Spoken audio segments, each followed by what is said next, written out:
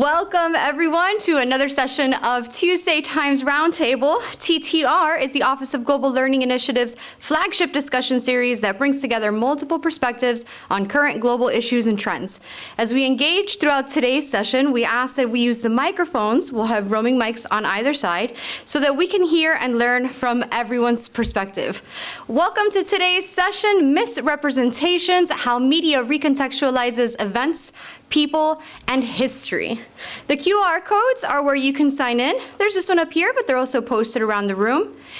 And like always, TTR is brought to you in sponsorship by the New York Times. And another jumping off point for our topic today is always a New York Times article. You can read today's article at go.fiu.edu/TTR1018.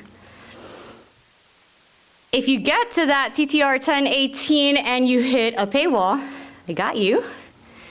As a member of the FIU community, everyone has access to a free digital subscription of the New York Times.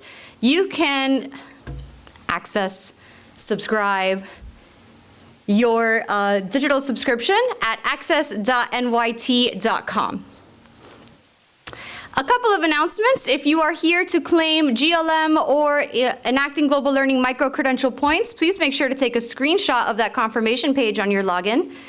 If you have absolutely no idea what I'm talking about, the Enacting Global Learning Medallion and the Excellence in Global Learning Medallion and Enacting Global Learning micro-credential are two of many student programs that we offer at the Office of Global Learning Initiatives. We have 2 info sessions monthly, the first and last Wednesday of every month. You are more than welcome to join us to learn a little bit more about those at go.fiu.edu/GLinfo. One of those programs that you just saw was the Millennium Fellowship. Our office supports our Millennium Fellows, and one of those fellows who's actually with us today, Anastasia, and you can meet her a little later if you'd like, is hosting an event called Between Feminism and History, Women in the Haitian Revolution on Wednesday, that was a typo, I'm sorry about that, November 9th. From 2 to 3 p.m., you can register for that at go.fiu.edu/HaitianWomen. Next week, we have a double session of TTR. So we have our normal time and place, Tuesday at 12:30, right here in GC 150, for Remix or Reimagine the Future of Museums. But we also have a Wednesday session at 11 a.m. that will be fully digital on Zoom. That is a continuation of our Russian invasion of Ukraine series. This iteration is the Student Voices from Western Ukraine. You can register for that at go.fiu.edu/Ukraine. And with that, please join me in welcoming Dr. Rokeshia Renee Ashley, Miami native, mother to her daughter Emery, and assistant professor of communication at Florida International University. Dr. Ashley is a productive scholar whose research on Black women's bodies and Black maternal health has been published in several books and journals. She is a co-lead for the Black Mothers Care Plan, Reducing Racial Bias and Supporting Maternal Infant Health initiative, funded by the Children's Trust as a 2021 Early Childhood Community Research Demonstration Project in collaboration with the Center for Women and Gender Studies here at FIU, the Gathering Place, Magnolia House, and the Behavioral Science Research Institute. Dr. Ashley's research has been featured by many publications, including the Washington Post, Psychology Today, the Miami Times, and National Public Radio's Academic Minute. To broaden the impact of that work, Dr. Ashley has published a children's book, Sunflower Child, in 2020. This book was born from her original research conducted here in Miami-Dade and Broward counties. The book provides a remedy for colorism and the color caste systems to encourage Black and brown girls to love, care for, and protect their skin. It features illustrations inspired by landmark spaces in Miami, specifically Little Haiti and Liberty City. Dr. Ashley has presented at many academic conferences and has accepted a university invitation to speak in South Africa. She has been recognized as an awardee for the Florida Education Fund's Junior Faculty Fellowship, FIU's Miami Studies Fellowship, NCA Research Cultivation Grant, Southeastern Association of Education Opportunity Program Personnel Trio Achiever, University of Missouri Trailblazer Award, and FIU Presidential Leadership Program. Please join me in welcoming Rokeshia Ashley to lead our session today.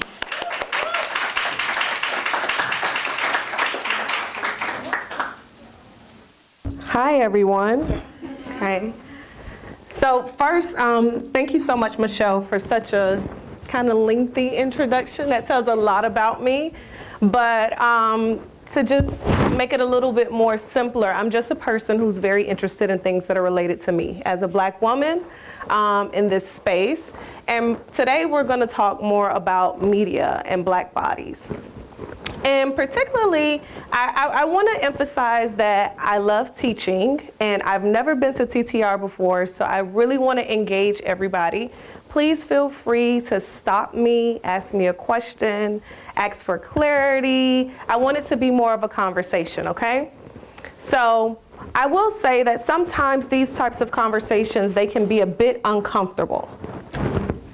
Sometimes when we talk about things that are unfamiliar to us, we don't really know how to rationalize it because we don't have that experience, and I think that's okay. So although these experiences might not be one of yours, it's still okay to be able to conjure up some empathy and try to be a little bit more understanding as to how these different things may occur, right? So how media recontextualizes events, people, and history. And today we're sponsored by New York Times, right? One of the main dominant media content producers in the country, okay? So, and then there's others. What are some others that you all follow? What do you read when you wake up in the morning? I read something called The Shade Room. You do? Yeah? Okay. Right, that's who I go to. What else do you read? Okay. Well, I like to watch the Daily News with Trevor Noah. Oh, okay, you know he's leaving. Yeah, I know. He's not gonna be there no more. Ain't that sad?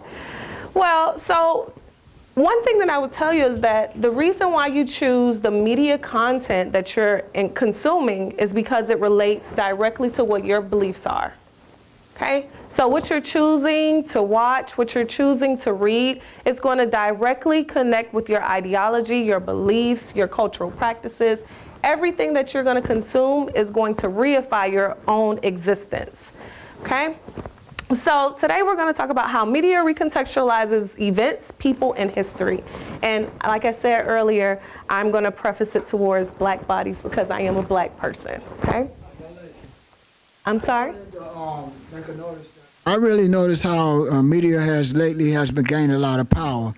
And it's starting to be like a whole new generation of things that's changing society right now. Mm-hmm. You know, and it's pictured in certain kind of ways, and it really grabs a lot of people. You know what I'm saying? And takes a lot of people away from the truth. Like he just gave my whole talk. That's all I need. That's all I came in here to say a lot, but he said it in 2 minutes. Like we all know, climate change is real, and you got people in the media and certain social medias and all kind of other media that's perpetuating it as it's a false fable. Mm-hmm. Also, it's certain things that's going on like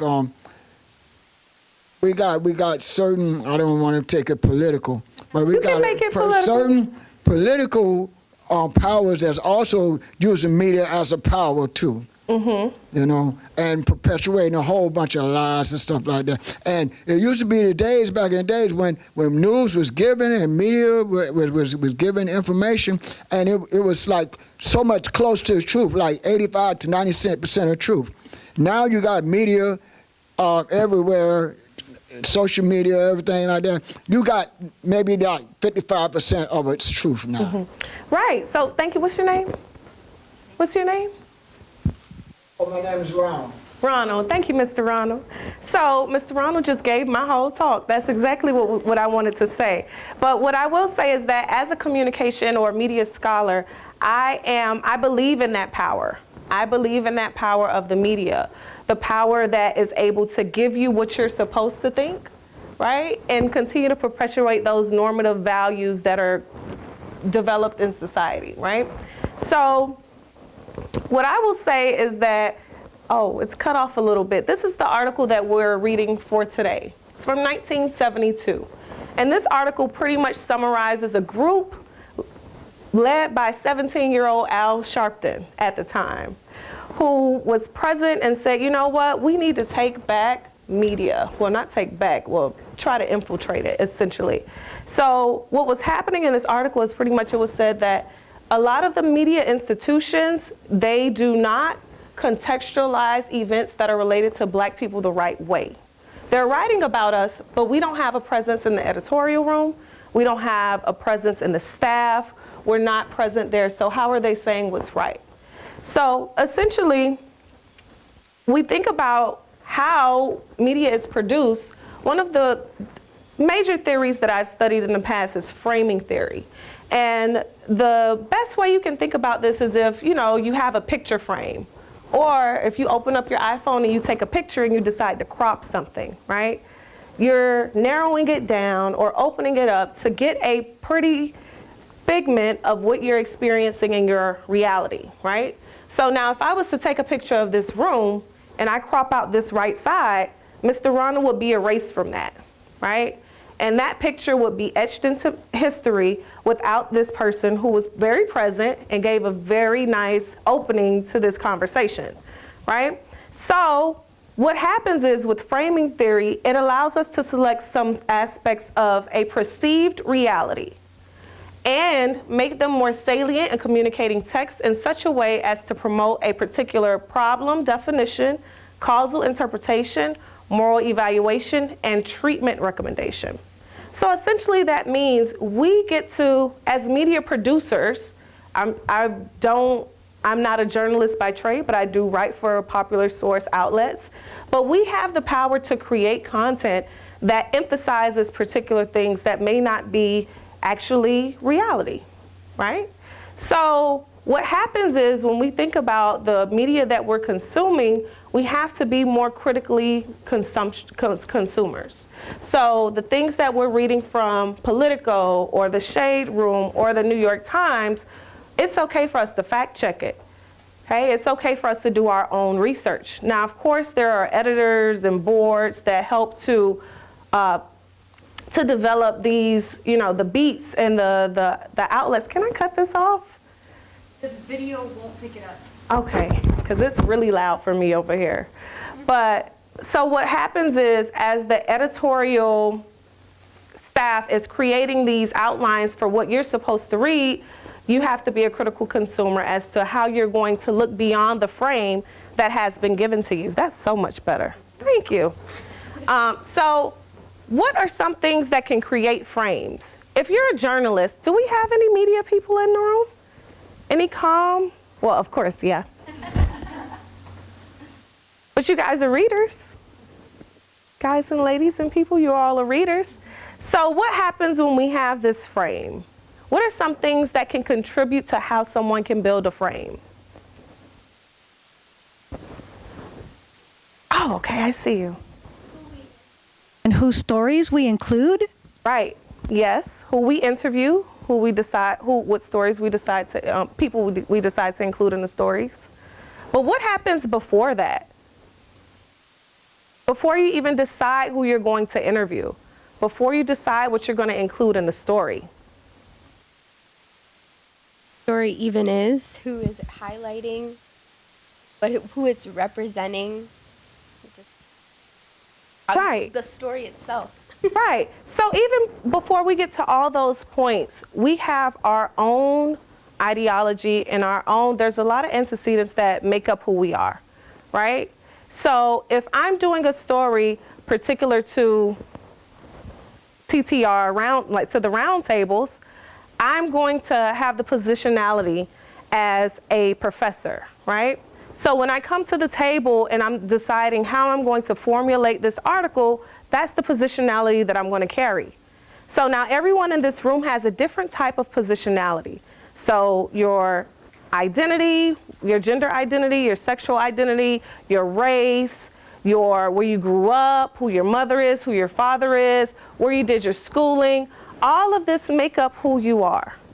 And as that makes up who you are, that informs the type of frame that you're going to produce, right? That is going to narrow your vision. It's going to narrow your lens to what's important, to what can become salient, okay? So recontextualization, it's a retelling from a different perspective, including a social practice in another, which include participants, activities, goal orientation, and relationship. So essentially, when a story is produced and it's in either like the Miami Times or the New York Times, wherever it's produced, there is always going to be a retelling of that particular event that happened. Now, what Mr. Ronald was so great about with telling us is that the media has the power to be able to create something that isn't necessarily always true or 100% fact. In fact, research actually shows that there was a study where the experiences of a community were faced with the actual news articles that were produced about the community, and the community said it wasn't true. It wasn't factual. It did not capture everything that was supposed to happen. So when we are producing media and when we are producing information for the masses, we have to make sure that there is a plurality of voices. And you spoke about that. What's your name? Anna. Anna spoke about that earlier. Who you decide to include in the story.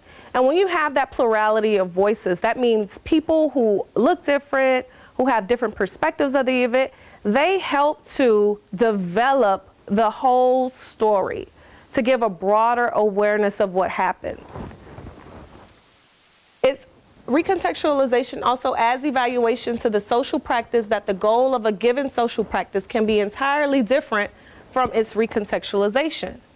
So we see that when mainstream or dominant media outlets produce a story about something that's very culturally minute.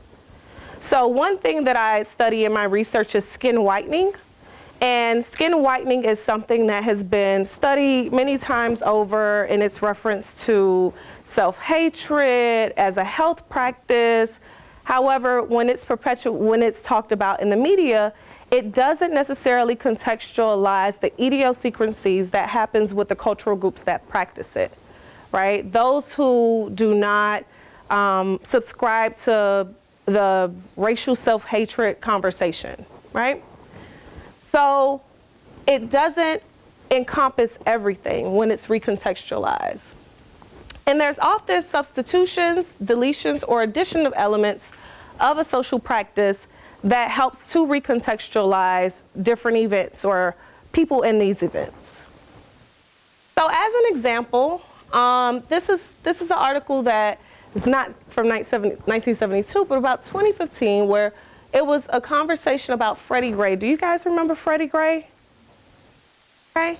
So in this story, CNN produced, the headline read, CNN under fire for calling Freddie Gray son of an illiterate heroin addict. So the actual excerpt from the article, the April 19th death of Freddie Gray, the son of an illiterate heroin addict, made him a symbol of the black community's distrust of police. Now, what's helpful about this particular excerpt? What's helpful about that additional information?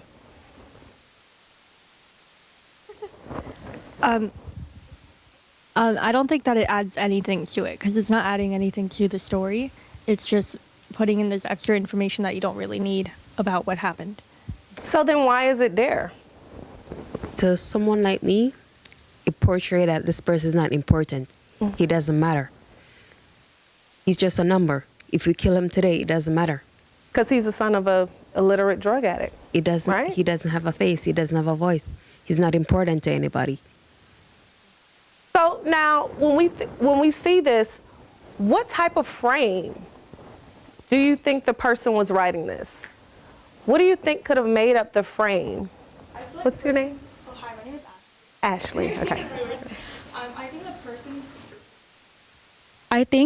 I think the person who wrote this also have their own implicit bias within the African American community. So I wouldn't just by reading that article, I wouldn't think it was someone of African descent who wrote this article. I would think it's someone who have their own biases or who grew up in a community that doesn't really see Black people in a good light. And so, like, when writing this article, they wanted to put their own implicit bias and show that, like, what she was saying, like, this person is unimportant because, oh, like, the father was a drug addict, which has nothing to do with the story and nothing to do with the death of that person. Right.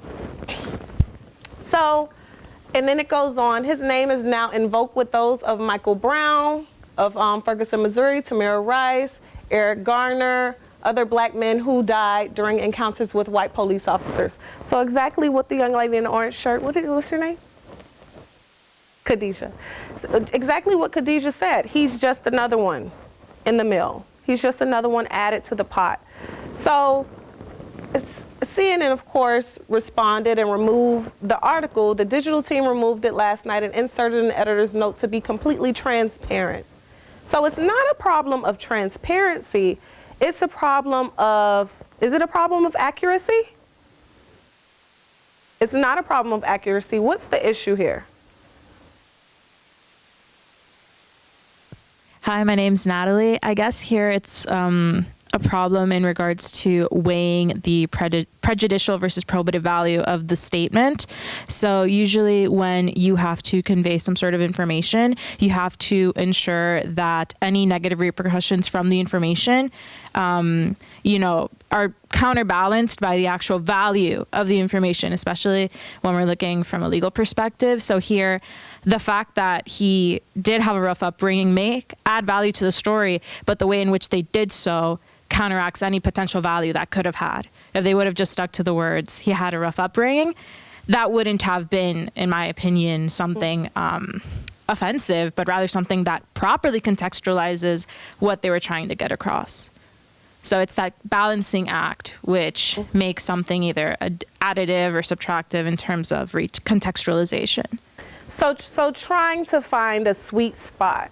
So what this statement could mean, right, we can focus on the intention of the actual writer, and we can think about what meaning was he trying to provide. Now, was he trying to contextualize it and say, oh, wow, he had a rough upbringing by saying this? It doesn't come across that way. And even if he did say he had a rough upbringing, that necessarily does not support what's happening.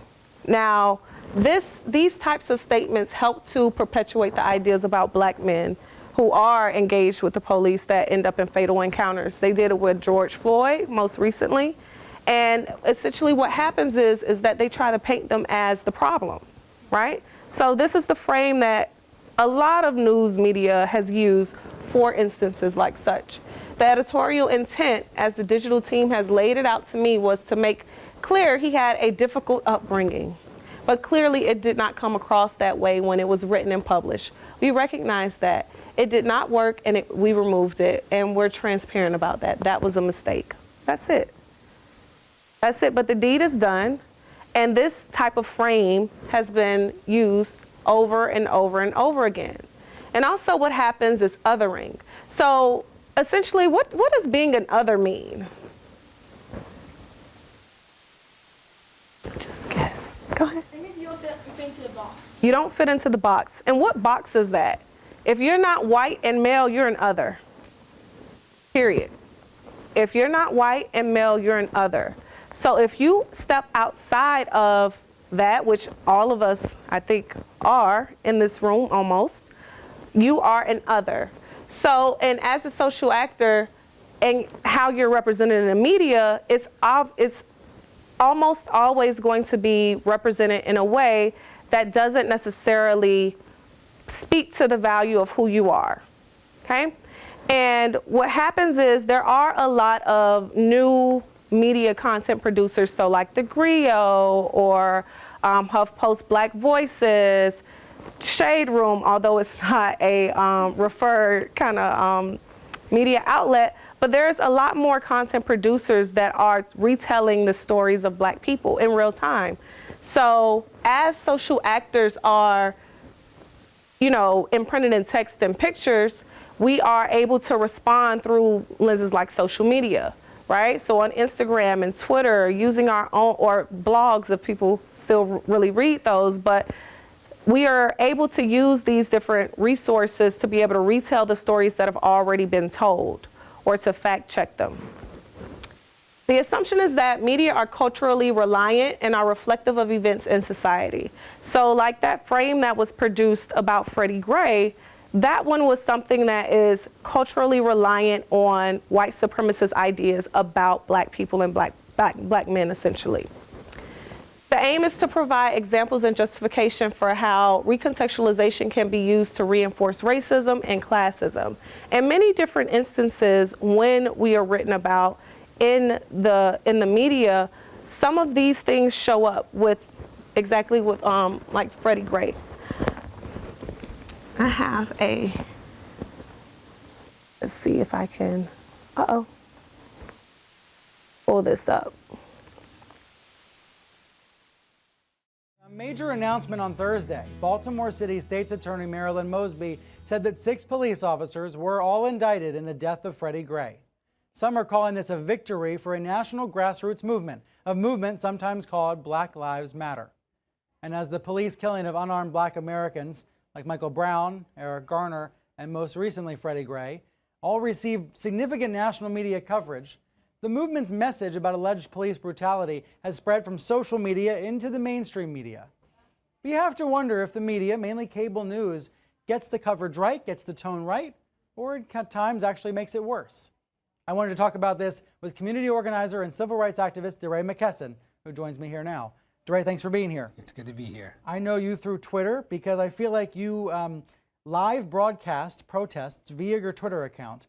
But this time last year, you were just a school administrator in Minneapolis. Yeah, you quit your job for this, right? Yes, I wouldn't say just an administrator, but yes, I was an administrator in Minneapolis. What provoked you? What moment provoked you? You may disagree with the term full-time protester, but to become a full-time protester.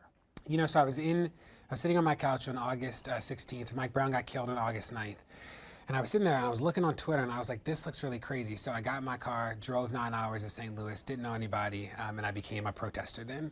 So the reason that I quit was that I wanted to figure out how to use my skills and talent to fight for this, to fight in this space, because you just can't kill people, right? Like, all the work that I did in education was important, but kids have to be alive to learn, and that was important to me to do this work. What's your single biggest objection to the way the movement is treated by the press? I think that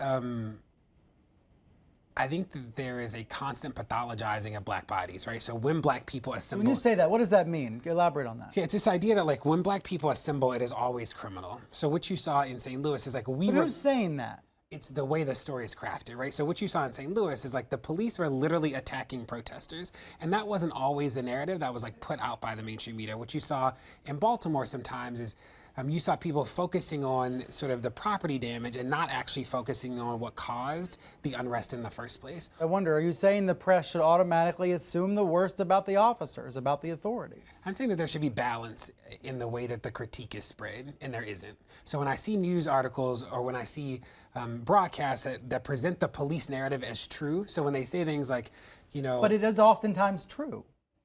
The police narrative. Is it true? I don't know if it was true with Mike Brown. I don't know if it was true with Rokeshia Boyd. Or maybe we differ on what true means. But aren't you talking about anecdotes as opposed to statistics? Are you saying the majority of statements by police officers in the U.S. are not true? Public statements, press releases, etc.? What I'm saying is that the police are killing people, and that they're saying that it's justified in every case in a way that it just isn't. This is a conversation about state violence. So when I think about Walter Scott, the police gave an account that was untrue, and we would not have known unless there was a video. Right, that was very clear cut. Right. Yeah.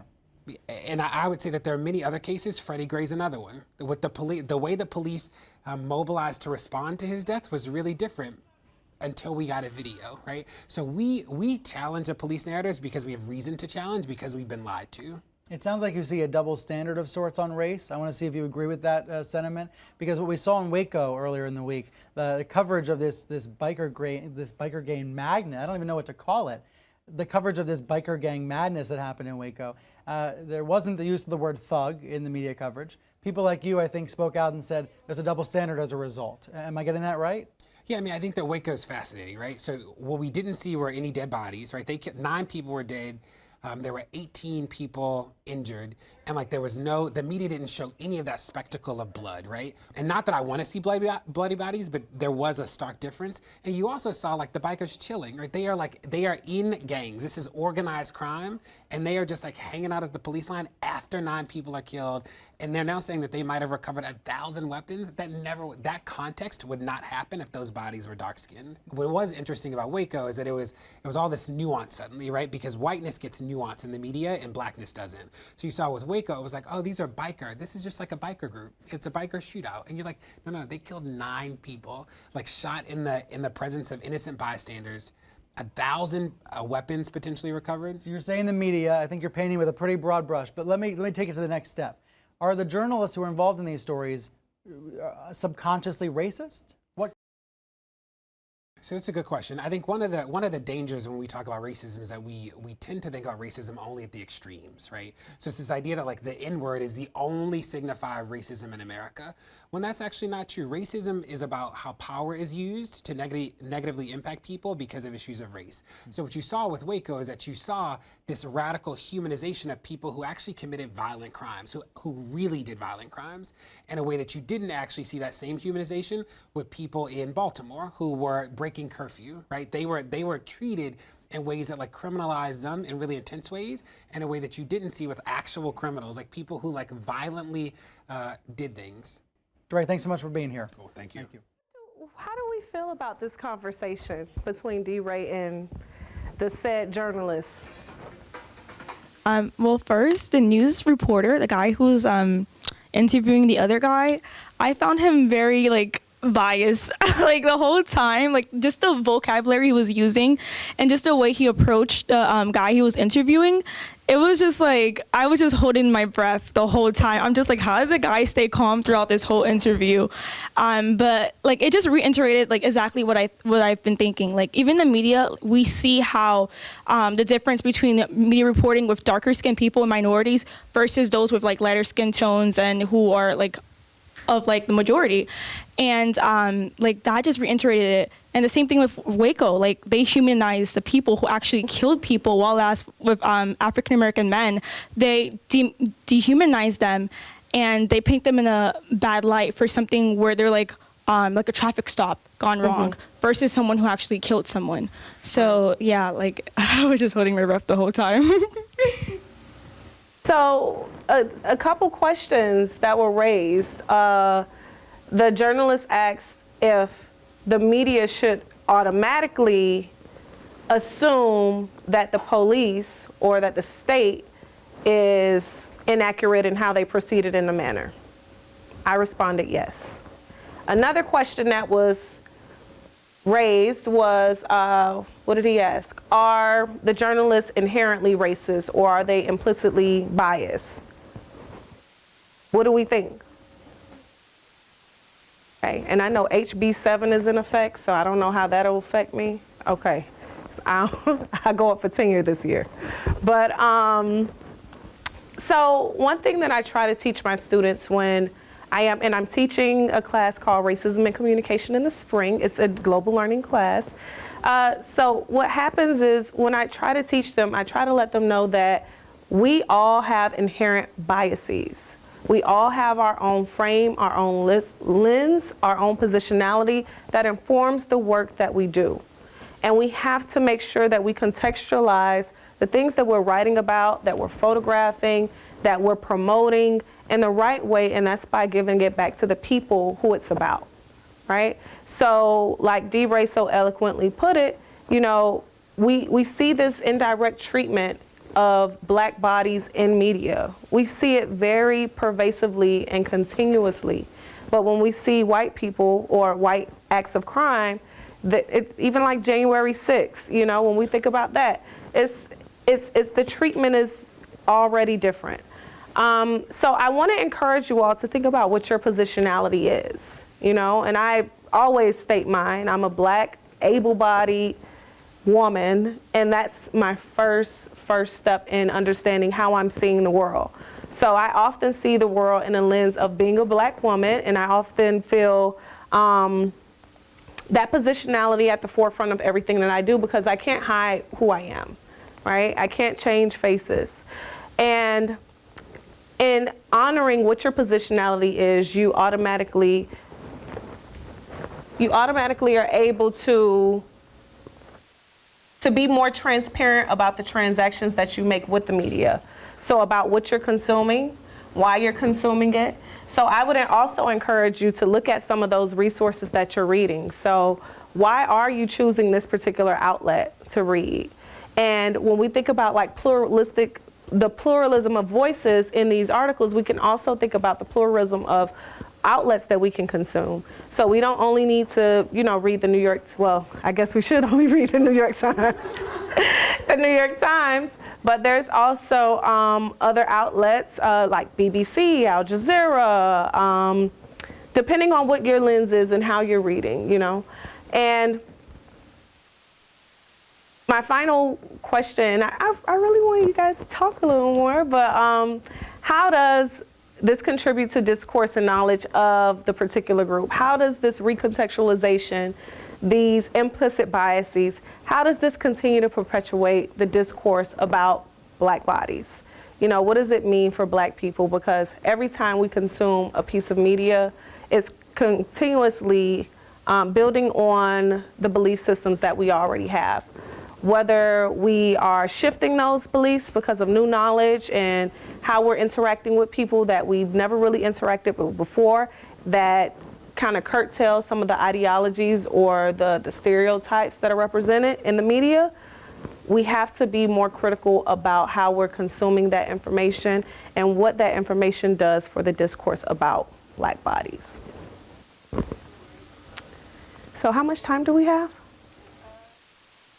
20 minutes, okay. Do I have any questions so far?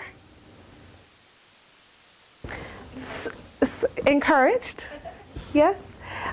So some of the major challenges that recontextualization brings up for us is it raises questions about truth, bias, and manipulation. So one of the most polarizing figures was kicked off of Twitter and Instagram. Who is he?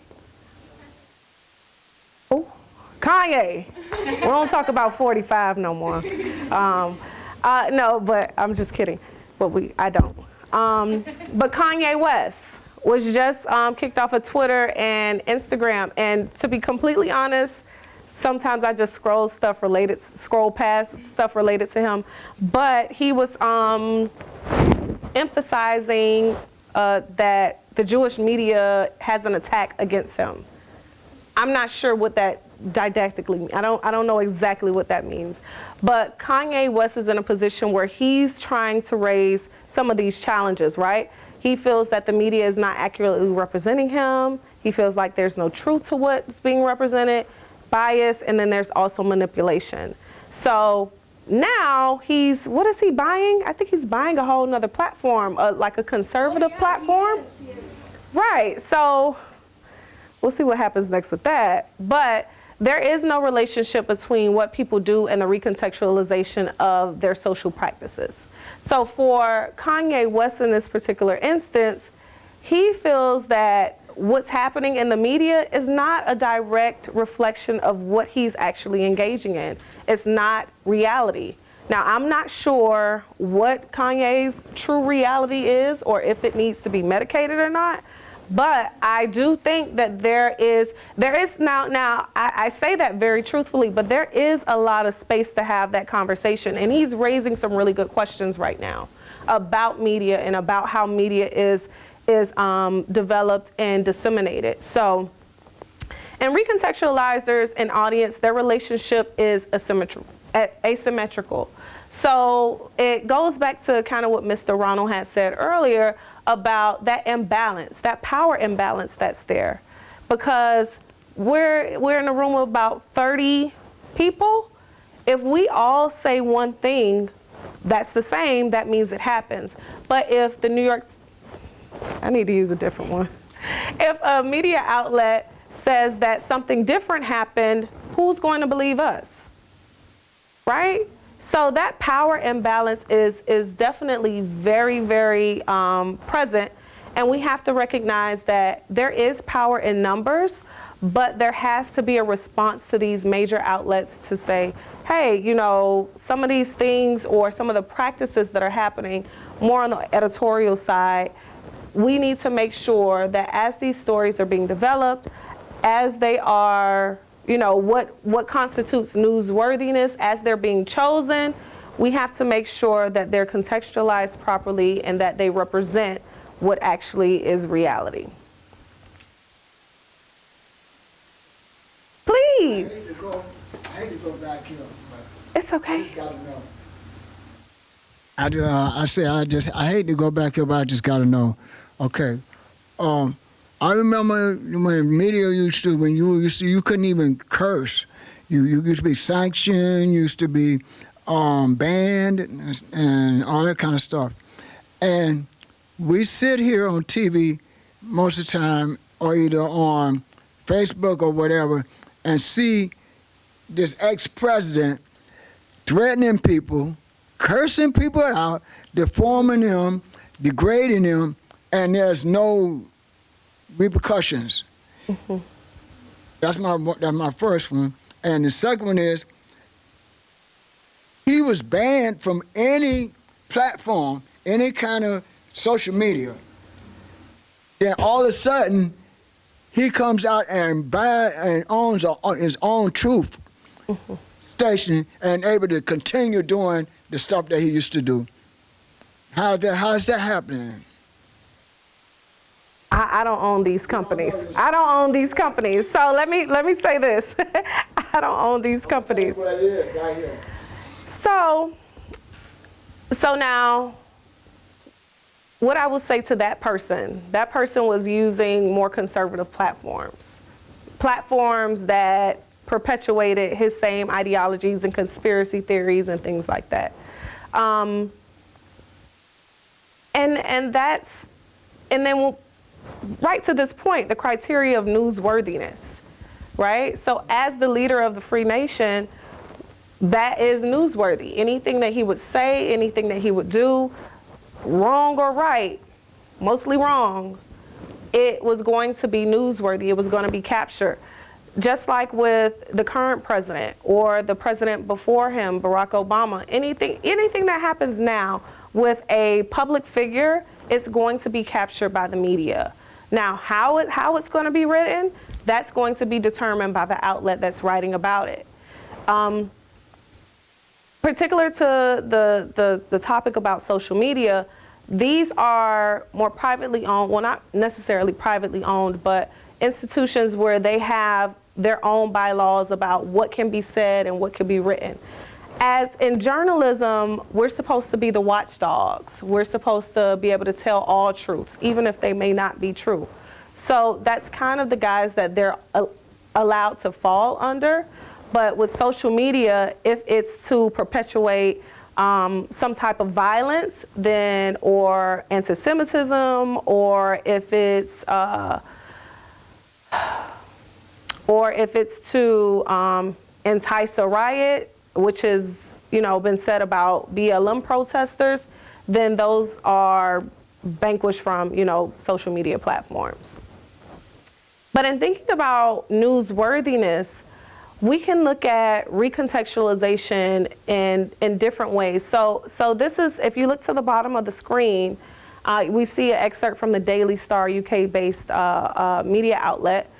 And it says, illegal immigrant has AIDS, TB, and VD, but can we kick him out of Britain? So this is a written excerpt from a transcript. And when we see what's written here, what type of value what does it say more largely about immigration?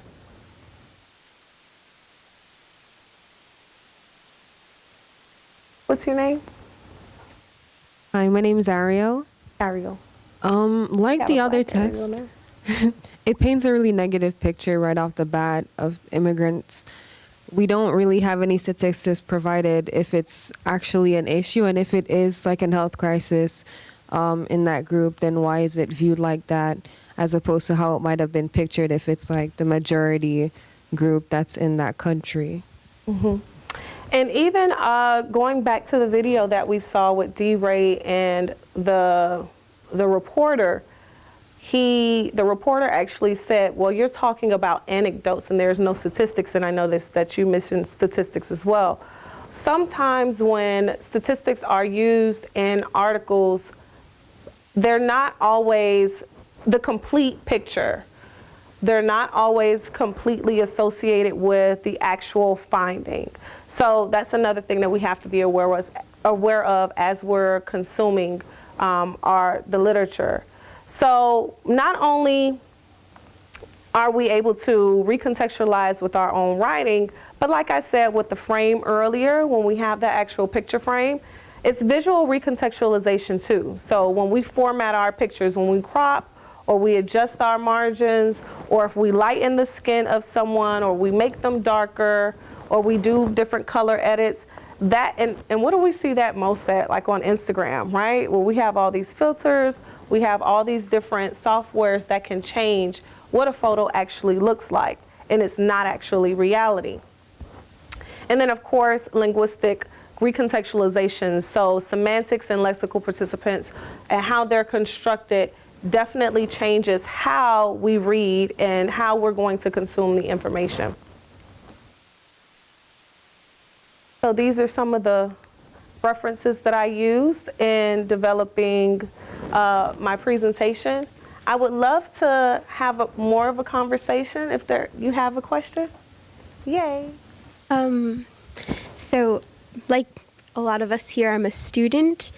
And I know we're talking specifically about media and journalism, but how could we address our positionality, picking the right voices, choosing the right, let's say, ideas, like when we're writing academically? Mm-hmm. I would like to consider myself or try to be an academic advocate for certain things, but how do we do that in a way that like shows our positionality, but also is in the same way that you're saying in journalism? How do we go about that as students? So one thing that I ask my students to do in my class is that I have them keep a diary.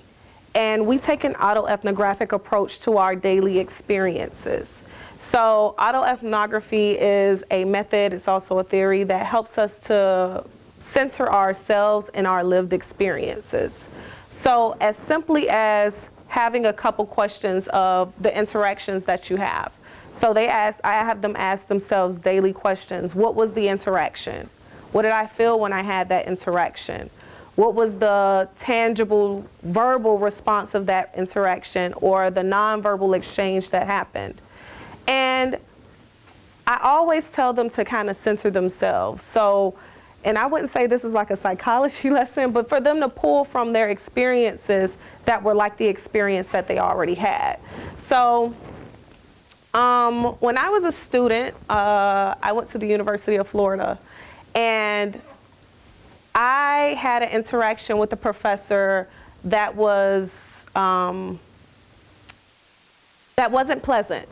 And in those interactions, I didn't understand what microaggressions were. I didn't have the lexicon, I didn't have the verbiage to be able to say what was actually happening. I just knew that it didn't feel good.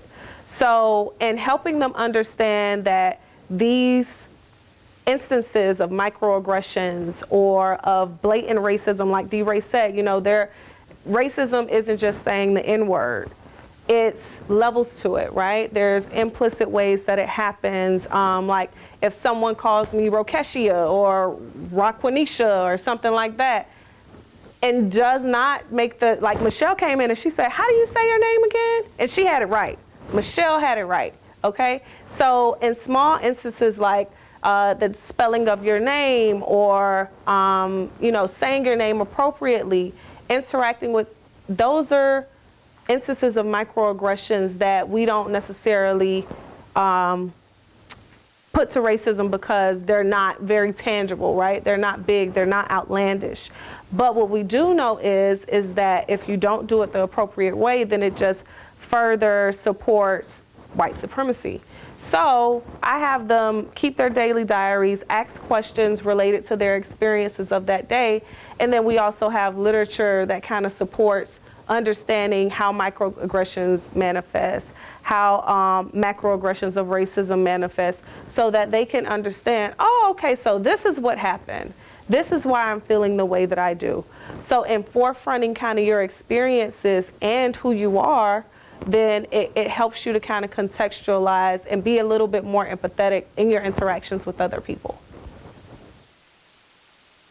Not necessarily with the news media, but with social media and other major brands. And I don't know how to word this, but my thing is I see a lot of major brands basically like forcing racial equality and like portraying like black women all the time, or just like people with disabilities or people with, you know, different bodies and stuff like that. But you know that it's forced, that they're not doing it out of, like, they actually don't believe it. It's not the core values of the... Yeah. So how can other brands and individuals actually portray that without that setback, without that, you know, like, I don't know, I feel, to me, it's like a bad feeling, you know? Like, I see it and it hurts a little bit in my stomach. It's like, oh, I know you're not telling the truth. But yeah, it's performative activism, or pandering, to put it very simply. So I think around summer 2020, that's when George Floyd unfortunately was killed. A lot of institutions, schools included, institutions, brands, all of them just started trying to, let's include black people. And I can't remember what outlet it was. I feel like it was the Griot. They said, well, put a number to what you're saying you're doing. How many black people are actually on staff at your organization, and what are their positions, right? So a lot of the organizations or a lot of the brands, so like Unilever, so Dove is notorious for often like promoting different body types and stuff. But what does your actual, you know, your boardroom look like? What does your staff look like? What does your marketing team look like? Are there actually, the people that you're showing as a representation, are they really in the body of your organization? So I understand that feeling, that it doesn't feel authentic. It's not transparent. A lot of the organizations, they do pander, and it's difficult to respond to that. It's difficult to respond to that, but you know that some organizations, like, it's embedded in their core values, you know, through their missions, through their corporate social responsibility, through their actual activism. Are they saying Black Lives Matter? Are they retouching their photos of these digital, of these bodies, right? Because that was the issue with Dove. They had a spread of real women, but they retouched all the photos. So that's the way that you can, did I answer your question? Yes. Okay. Ariel, her name? Ashley. Oh, she did. Oh, it's not really a question, more of like a statement to what you was talking about before, with like how the media portrays black people and things like that. I feel like the music industry right now it plays a big part of like over-sexualizing black women and just keeping those stereotypes going. Like just with like the rap women like Nicki Minaj and Meg Thee Stallion and all these women who have to get their bodies done. It's like unconsciously you feeding it to like the narrative of like, this is how these women, you know, like are, like that's how black women's bodies are supposed to be, things like that. And that's how they got to get into the industry now too. That's kind of like the standard for the industry, is like to have your body done. And I think Glorilla, I think she's kind of pushing back against that. Yeah, like if your body's not done right now, if you don't have your teeth done, your, you know, everything else done, it's like you won't make it. They don't like you. It's like black women's body have to be done right now. Yeah, and so that's kind of a double-edged sword for me, because a lot of my research focuses on black women's body and how we decide to augment our bodies. So if we decide to get a BBL or skin whitening and things like that, I am an advocate for body autonomy, because body autonomy was not rightly given to black people. We never had agency over our bodies to do what we will. So I'm an advocate for whatever you want to do with your body, you do it, but do it safely. Now, it is true that the music industry does give a lot of visibility to only one particular type of body. And it's unfortunate that that particular body type encourages, perpetuated through the media too, it encourages women who may not naturally have that curvaceous body type to want to engage in cosmetic or plastic surgery.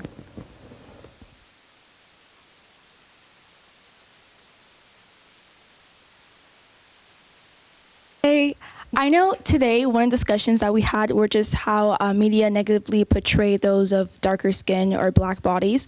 But another topic that popped into my head was how women of color or indigenous women don't have media coverage when it comes to their crises or things that happen to them. For example, Gabby Petito, a white woman who had gone missing and turns out she was murdered, had a lot of media coverage when they couldn't find her. But when it comes to like a black woman or indigenous woman, they go missing at a higher rate. And it's like they're forgotten in the media. Like they'll get like a coverage for a day and it's like, oh, it's like forgotten of like what has happened to them. Yeah. And they don't get the same coverage as those who are a lot of color or white women. So my question to you is that I feel like the media could also be pushed back by like us and how we react to it. So in what ways can we further push back to the media and cause an uproar and create action? Well, I mean, that's absolutely true. Like we think about Brittany Griner. Like who was talking about Brittany at all? And she's a very famous, affluent black woman. And she's still missing and still overseas. But I would say that it's already started, you know, so with Black Twitter, like when we use Black Twitter, when we use the same agencies that don't necessarily help us, but when we use it to our advantage to counter the conversations, so we call it counter storytelling. And essentially what you can do is, I know that there are always hashtags, and I'm forgetting the hashtag that was really prominent, but when there is an inaccurate story that's not, when there is an inaccurate story that is produced, that's one way that we can do it. So we're not media agencies, right? We don't own a monopoly of organizations, but we can use our own devices. So that's Twitter, that's Instagram, and you can also write. So I write for the Washington Post, I've written for The Conversation, and these organizations, if you have you can submit an op-ed piece. It'll be edited, severely edited, but you can submit an op-ed piece. You can use the media to develop the same to counter the story. And that does happen. Now, does that story get a lot of coverage? It won't. It won't. But that is ways that we have been able to respond by counter storytelling. Our last question. Yep. If you can hear me. My question was, looking back, I just thought about, you talked about framing, and our founding fathers set up this country. They framed it a certain way for white men to have power and maintain power. And now I'm seeing, because of technology, because of the internet, social media, everything else, there's been a lot of change, and so my question is, how do you think that we're going in the right direction as a nation? Or are we regressing? We're starting to see them, women losing rights, and a lot of things are, we're moving backwards. And I don't know. I just want your take on. We're going somewhere, and but I'm just seeing social media. We're talking about how how all of the different things that are going on with social media, with pictures, with agent brands, everything. So I'm just trying to, because you can see it, like he talked about, with the radio, with television now showing bodies, cursing all the time. There's everything. It's just becoming more and more negative. We're just losing a lot of our values. And I don't know, I'm just curious where you see. Well, let me tell you, I'm just here, okay? But there's a concept called technological determinism. So it tells us that technology is bad. It's bad, and it's decreasing the values and the morals that we have. And I think with all things, there's always a good and a bad, because even with some of the commissions that we do have that police these organizations that help to kind of regulate them, it still doesn't fine tune it. And then we of course have like the freedom of speech to say the things that we want. So it's difficult to say. I mean, there's progress and then there's no progress, right? So like when you talk about the relinquishing of women's rights, I'm watching Handmaid's Tale, by the way, so the conversation scares the hell out of me. But sometimes it feels like a never-ending battle. I mean, but I will say that although these things are happening, there are organizations that are fighting against these powers. Now, they're very small in number, but they're mighty in few. So there is a counter activity to what does happen. So we moving somewhere. We going somewhere. I would, right direction, wrong direction, we're just moving around. We're moving around and encountering some of the same historical issues that have not been deconstructed.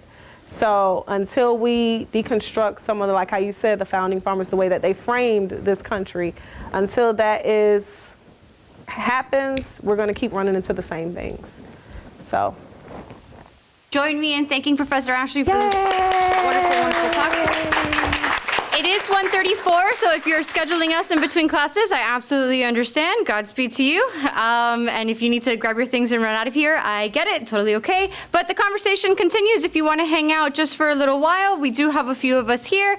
Anna Prado, our assistant director, Sherry Beeson, our program manager, and I'm absolutely here to help in any way. And if you haven't already met, Eric Feldman, if you want to say hi, we're a very special guest over here visiting from DC in Miami for some USAID stuff. Yeah. Including TTR. And again, join us again next week. We have a double whammy next week, so if you have any questions, we're here to answer them. Thank you so much for coming.